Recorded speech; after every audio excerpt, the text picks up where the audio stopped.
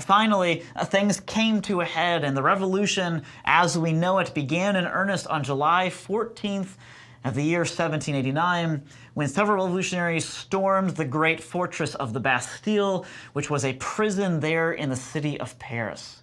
This is seen as the true birth of the revolution. It was there that even though there were only 7 prisoners in the Bastille, all of them considered to be insane or somehow dangerous to the public, were released after the mob that attacked the Bastille stormed the gates. In fact, an 82-year-old guard, that shows you how little the Bourbons thought of guarding this place, gave the mob the keys to the place. The mob stormed in. They slaughtered some 6 guards. They also found the mayor of Paris. They slaughtered him as well, then took the heads off of those men, put them on pikes, and paraded them around the city of Paris. It was that kind of violence that was characteristic of the entire revolution.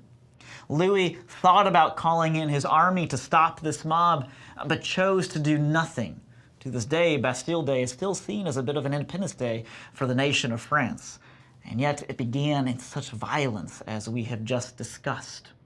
Ultimately, Louis decided that he would earn the trust of his people, so he sent away his troops. But by this time, the revolutionaries, especially the Jacobins, controlled the assembly. They controlled the estates that were now all that one national assembly.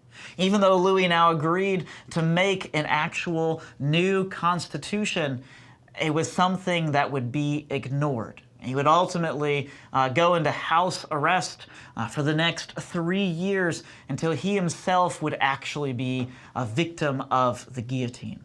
We'll talk about that, though, in the next lecture.